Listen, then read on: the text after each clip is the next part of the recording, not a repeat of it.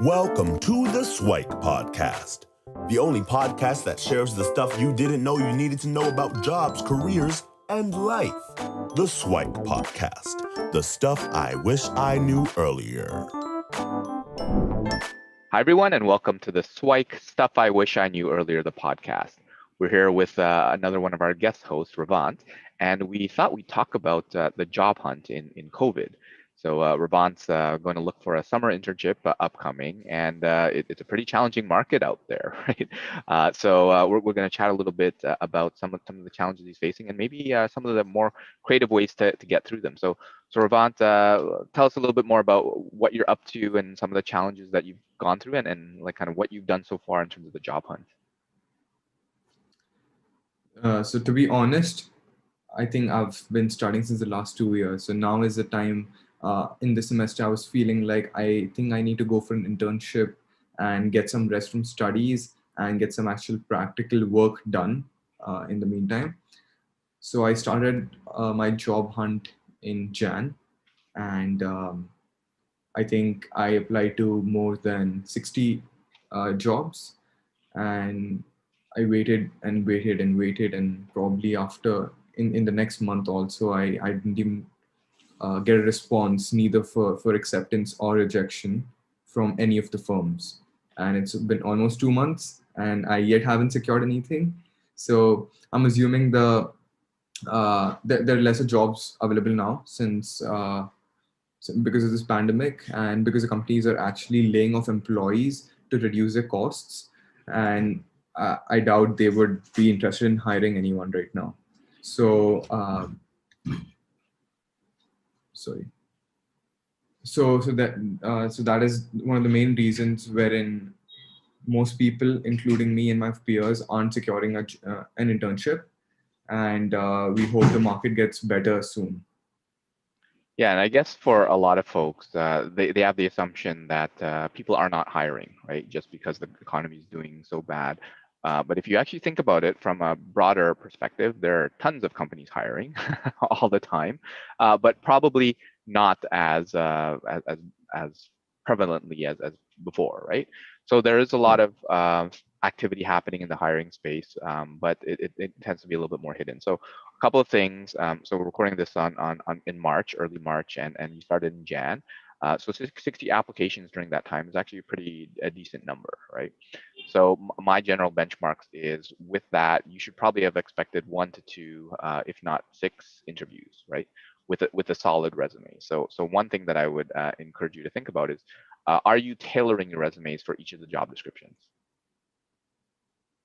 Yes, I think I was working with the UTSC co-op department, and I think I've followed their guidelines, and after I got a go-ahead from them, I probably had some of the adequate qualifications also for the sectors I was applying in.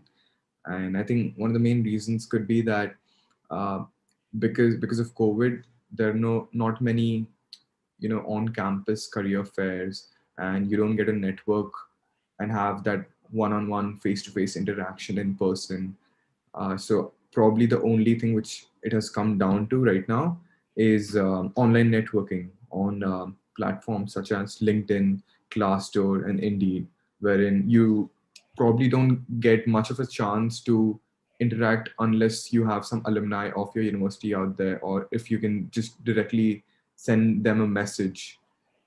So what I had done was I tried to send a couple of people with similar interests and similar backgrounds a message, but it was quite dry, and I didn't get a response. I just started a conversation, but I feel most of the people, I feel they're just people who have the similar interests as me, but obviously they don't. They're not the ones to take the final decision of hiring. So in fact, it kind of escalated in one of my job applications, wherein I reached out, like I was connected to the HR of the company. And however, once I was connected to them and the preferred role I wanted, there was no vacancy for that. Sure. So that's why, and I want to, I'm passionate. I want to only secure a job or an internship wherein I'm passionate about what I do. And I don't want to work in a company or in a job role which isn't going to benefit me in my future career, right? Sure. So I feel despite applying to many jobs through online portals, it has been a little difficult because the one-on-one interaction with companies really makes a big difference. Mhm. Yeah, I think a couple of things on that. So there's a lot of ways where I could probably suggest in terms of improving the job hunt, right? So for me, if someone has applied to 60 applications and you feel that you can do the job and you have good qualifications, then in all honesty, that your resume needs to be updated, right? Because there's something that's missing between there. Because from a numbers game, you should expect every 2 to 5%, 2 to 10% of applications turning into an interview, right? If you have a solid resume, right? If you're below that, where 0 of 60, I mean, you're below that, right? Then that means your resume isn't positioned well enough, right? So that's why I asked you about tailoring the resume, because that's one thing that a lot of folks kind of misunderstand, right? So the easiest example that I encourage folks to think about is the game of bingo, right? So you're familiar with bingo, right? So if you think of the numbers 1 to 75 as the universe of all of the things that an employer is looking for a particular job, right? And the 75 that like a computer scientist versus investment banker versus an accountant versus lawyer, they'll be different, right? But generally, for any role, there'll be a bunch of them that are there. The job description is the bingo card, right? So if you know it says BINGO, it's 5 by 5, and you have a free space in the middle. So it'll say, I'm looking for B5, I'm looking for N33, G57, and O71, right? Those are the numbers I'm having. But if you are not reverse engineering and tailoring your resume, then they're asking for B5, and you're saying I16, and they're like, well, okay, but I asked for N32, and you're saying um, 069, right? So when they don't match, then it of course is relevant for the role, but it's not necessarily relevant for that particular person hiring, right? So that's why I encourage folks to really focus on that tailoring, right? Are you really reverse engineering? And if you're not doing it properly, then they're not able to say bingo, right? And bingo means giving you an interview, right? So I'd probably, we can work offline in terms of tweaking your process to do that, but that's on the traditional method, right? So the traditional method is apply online and hopefully go through the interview process and then get selected and offer, right?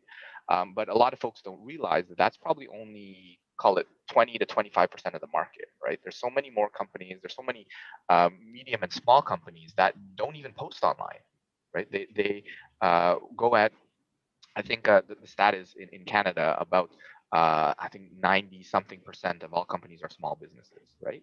Some of them are one person solo businesses. Some of them are 5, 10, 200 people businesses. But because folks are targeting the large ones, then they often don't get on their radar. So on the networking, I think you started well, where you're looking to connect with people of interest, starting a conversation, but maybe expand more broadly of like the medium and small companies and build a relationship with them. So the challenge that I found a lot of folks doing is they're connecting to get a job, right? They're almost trying to sell them something versus connecting to build a relationship, connecting to be curious and interested. And then oftentimes that's when the job is more likely to happen because they believe and trust you instead of feeling that you're trying to sell them on something, right? Because nobody wants to feel used and things like that. So a way to do that is actually to do something for them, right?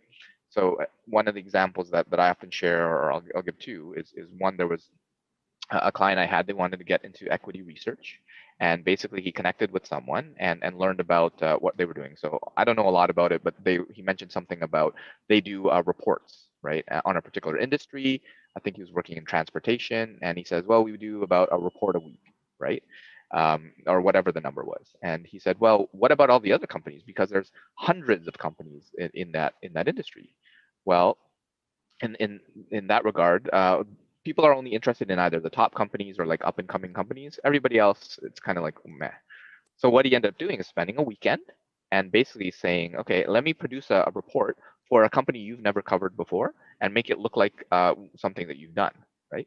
And then he shared it with that person, right? And he said, wow, this is great. This is amazing. Well, this is a little bit off. You need to update this. But he got some good feedback and he demonstrated that they're able to take initiative. They're able to do the work, right? Now, in my opinion, like how much better is that versus a resume, versus a cover Mhm. letter, right? Even versus an interview, right? Because it actually shows work that they put in, right?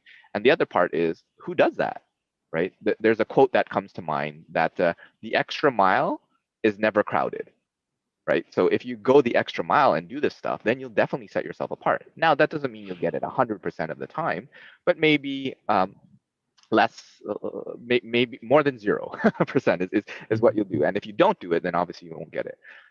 Another example is, so for that person, he didn't end up getting hired right away, but I think someone ended up leaving like 3 or 6 months later, and then they stayed connected, and then he got an offer, right?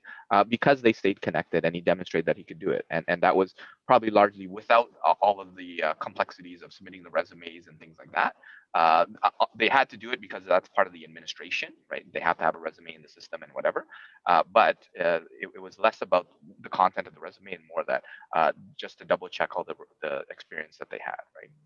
That's one example. Another example is have a colleague who wanted to get into copywriting, so writing for websites, for marketing, for whatever, right?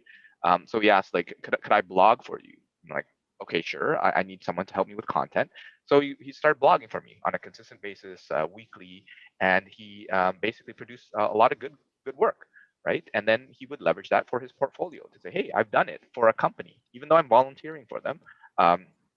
I'm using their platform to kind of distribute the work, right? And he got job offers, right? And then he kept on doing it and building his portfolio, and he got more job offers and kept on upgrading it and stuff like that. So those are ones where if you can think of more creative ways to demonstrate the value, because otherwise you're in a pile of resumes. Right, a huge pile with even more nowadays because there's more unemployment and more people looking, with fewer roles out there. So if you can be more creative and apply that to your current situation, then I think that would be helpful. So why don't we turn that to kind of your particular situation and say, okay, what are the companies that you can find that are probably not the top big companies that would probably give you like a good enough experience? So maybe spending a weekend and researching what are those companies. And the interesting thing with COVID is they don't even have to be local, right? They could be elsewhere. Now, if they're down the street from you, it's probably easier for them to convince that for you to work for them. But if they're somewhere in a different target country, you could probably reach out because you can jump on a Zoom call or whatever and connect. Um, but what would be kind of some of the ideal roles that you would look for? And then we can probably build you a little bit of a plan on how to start like moving towards landing a job with one of them. So I think the starting point would be to identify a few firms, right? As you mentioned. So probably my first step would be to identify a few firms wherein it coincides with my interest and something which I'm also passionate about, right? And probably the next steps would be to connect with a couple of people and know what the company is actually supplying to the customers, or how is it benefiting the industry, right? And eventually, if I am also if our interests are coinciding, then I think something what I took from the experience is that you don't need to always send your resume. I think the distinguishing factor would be that you prove to the employers that you can actually do the work. Anyone can send your resume, but if you actually know the work they do, then that's what the employees are looking for. So I think that is one something that could help me differentiate amongst the other competitors I have for the jobs. Absolutely. And it would probably be very good training and it'd probably be very good feedback where even if the work you produce isn't perfect, at least you get feedback from a real professional, right? So yes, getting like 80%, 90 on your assignment is good, but those are kind of theoretical things versus this real finance person or accountant, investment banker, whatever it is, said that, yeah, this is pretty solid. This is good, right? So I think you hit the nail on the head. Researching those firms, so going more broadly in terms of like using Google, using LinkedIn. One of the interesting things I found is to use Google Maps, right? So that you can take a look at from a proximity perspective, which ones are close by, right? Because if you're looking for like finance companies or firms or whatever, ones that are like in a 5 kilometer, 20 kilometer radius are probably more likely to connect with you than someone who is 200 kilometers or even in a different country or whatever, right? So what you'll want to do is, as you build this list, is to prioritize them, right? Do a bit of research and say, okay, well, there could be things like proximity, there could be things like alumni, like who actually works there, or some sort of connection, right? It might be a friend or a family. It might be that you volunteered there, that person loves cricket as much as you, right? Or that person is part of a certain interest group or whatever. The more commonalities, the higher they're on your list, right? So maybe pick like a second tier or third tier kind of priority to try to experiment with and connect with, and then really hit hard on the top ones when you have kind of honed in your ability to network and connect. And yeah, you can use things like LinkedIn to connect with them. You can find emails. Some you might even be able to do phone calls. Although most people, when you kind of cold call out of the blue, it seems a little bit weird. A great way is to interact with them on social media, right? So if there's a company page, if there's the individuals, right? Like, engage, comment, and share out their posts, right? It's obviously easier if these companies are more active, but if they're less active, then, well, it might be harder to get to them anyway, right? But the ones that are more active, maybe that goes up on your priority list, right? And say something meaningful about it. Instead of just liking a post, write a comment and say, oh, I really like the trend that you mentioned about this or whatever, right? Or, oh yeah, I've experienced this myself by doing blah, blah, blah, blah, blah, right? You can comment it, and sharing more broadly as well. And if you're really willing to, then start becoming a person of interest, right? So blog about that topic, right? Through a post or whatever, and just share your thoughts broadly about what you learned today in finance, what you learned today in marketing, what you learned today in engineering, or whatever discipline that you're in, and then just share that. And people will have eyeballs on it and be like, who's this person, right? And becoming someone as that's out there can be very helpful. So yeah, definitely connect with them, and then as those other people, look to add value for them. Because what you can also do is offer to, yeah, I'll do whatever my skill allows me to do to help you, right? And if you can do that, think of it as kind of demonstrating your skills and your abilities to prove yourself, right? And that will probably help you skip the line of all the resumes and stuff like that, and get further ahead. Like I said, the extra mile is never crowded. So if you can come up with a creative way of how this sort of work can help you in the job search and add value to the people that you're applying to, I think that will be a different approach than to go through the traditional apply online and hope and pray, right? So that's a different way to do that. So you can do that by individually adding value to a particular company, a particular person, or you can do it more broadly, where you're sharing it with the industry or the community in general, and seeing what sort of things come out of that. So yeah, which of those might be useful for you to do, or what other thoughts came to mind when I went through that? I think it was extremely insightful. This is something which not many people have told me about. Maybe because I haven't actually bothered talking to many people about seeking a co-op or just finding employment, because it's kind of a far-fetched topic right now. Mm-hmm. It was always a little far-fetched until the last 2 months, wherein I was just too done with studying and I really wanted to get an internship. Right. So I think even at my university, we have a co-op department, Mm-hmm. which takes care of many other things. But, the only factor which distinguishes, since we had a conversation today, is networking with them outside, like informally, or like, not only networking with them to secure the job or selling yourself, Mm-hmm. but to actually show them that you're passionate about this topic and you know how to do it, or else that you're willing to learn. Mm-hmm. Your willingness and curiosity to learn will help them. I mean, you need not be perfect when they hire you, right? There needs to be some growth in you. So I think even at our university, we have a co-op department, and the only resources which I feel they provide are we have a few co-op courses wherein they help us tailor our resumes and stuff, Mhm. and they make us go through how to approach an interview, and they conduct some mock interviews. But one side which you gave me and which wasn't explained from their side was this of making a bond with them Mhm. outside their office hours. Yeah, and what I encourage folks to think about, it's an investment in your future, right? Think of it as a relationship capital, right? You're making those small investments in the future, and this person that you connect with now might not be able to help, right? Because with any relationship, when you make a friend, it's not very common where the first time you interact, then you're best friends, right? Once in a while, you have that person who's like a fast friend, and you're like, oh, I felt like I've known you forever. But that's like 1 in 1,000, 1 in 1,000,000 type of thing where not Mhm. everybody's like that. Most of the time you have to connect with them. Hey, how's it going? And then you see it again, like, oh, how's everything with whatever? And like, oh, I thought of you when I saw this, and then you keep going, and eventually you become uh, more than acquaintances. You're a little bit friends, right? Your colleagues and then your friends, right?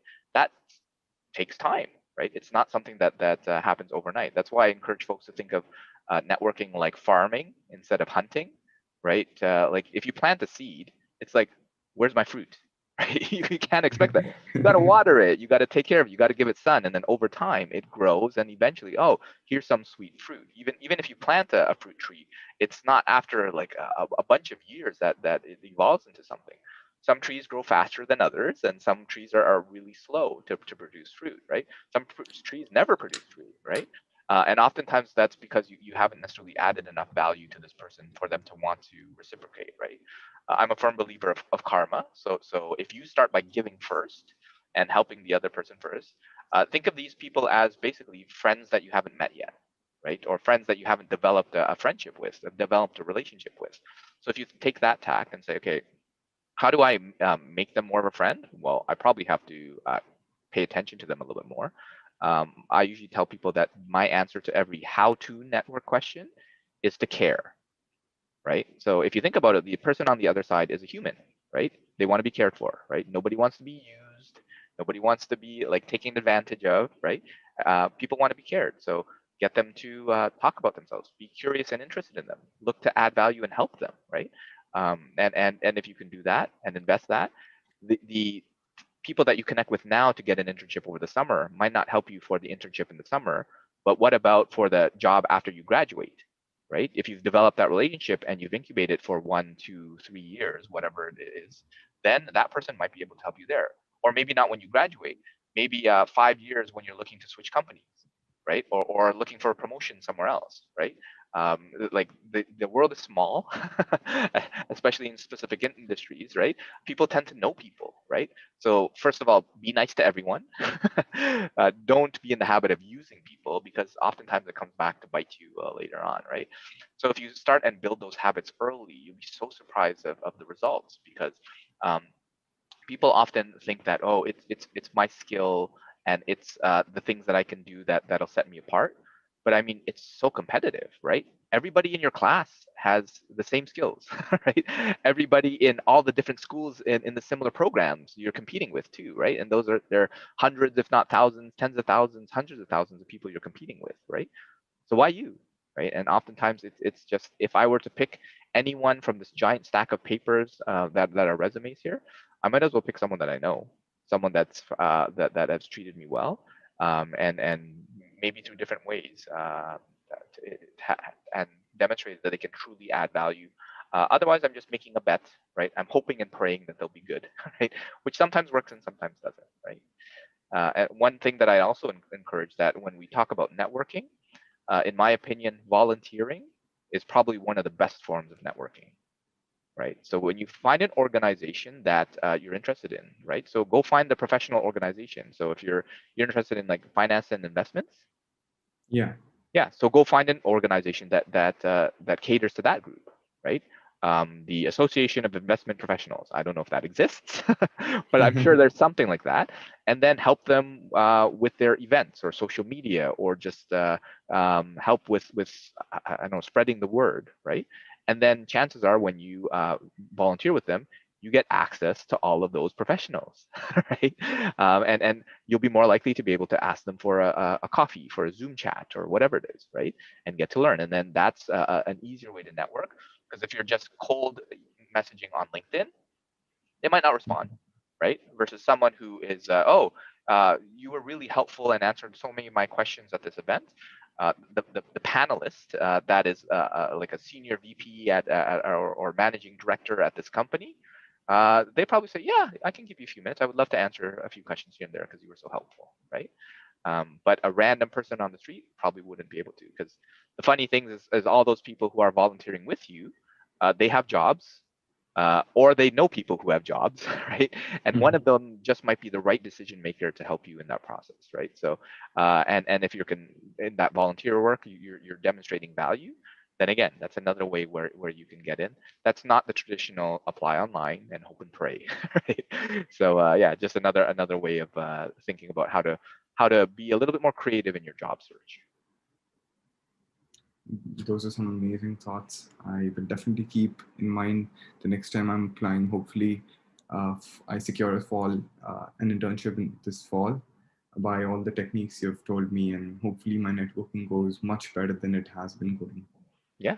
And the more time that you have to invest in it, the better results that you have. So again, just like that farming analogy, if you're hoping to harvest your crop in a month, it's probably not going to be as good as if you have a year or two to plan what you're going to be harvesting, right? So yeah, I think this hopefully gives some good guidance and insights for folks that are on the job hunt. And this applies not just for internships and co-ops, but also for the regular job hunt too, right? For full-time roles as well. But what of that are you going to make sure that you do? And what if it was kind of the ones that are like, oh, I never thought of that before? I think most of the content was probably something which I never thought about. For example, networking and taking a chat, and, like networking with them, not only for selling yourself, but actually to help them out, or to, to get your questions answered. And I think I am going to take that insight quite seriously, because when I, thought about it more deeply, I feel that is exactly what employers are looking for. Someone who's passionate and curious to learn more, to grow. Think I will hopefully be set for my next internship after all these insights. Sounds good. Yeah. And the important thing, I think, is to actually allocate the time to do it, right? So that's why I'm a huge advocate of that non-negotiable time, an hour a week, an hour a day to do all of these things, because otherwise school gets in the way, extracurriculars gets in the way, or family stuff gets in the way. And that stuff's important, but this stuff is important too. And just small little investments on a regular basis can do so much. One thing that I encourage folks to do is, as you're thinking about it, before you send off that note, before you try to connect with that person, imagine yourself in that person's shoes, right? Because a lot of people don't take the time to express that empathy and be on the other side. So imagine you worked as a VP or managing director at that company, and out of the blue, a random student, a random person just messages you, right? And says, hey, how's it going? I'm a whatever. Hopefully I can learn about you, and you can help get me a job. It's like, how would you receive that note, right? Probably not very well. Right. But if you were more like, well, I really like your profile. I love the article that you posted on this. I would love to connect to learn more. It's like, okay, I'll probably accept that. And then Yeah. reach out and say, well, thank you so much for connecting. How are you doing? What have you been up to these days? And you sharing a little bit about yourself. So I've been doing this. I found a new book that I read, or I've been implementing this new exercise routine or whatever. And then engage in the conversation and learn a little bit more about them, share more about you. And then I generally recommend that don't bring up the conversation of job until they do, right? And when they do, it's fair game. But yeah, hopefully you can learn and grow, and we'd love to hear some of the progress, I guess, in future episodes, to see what worked and what didn't.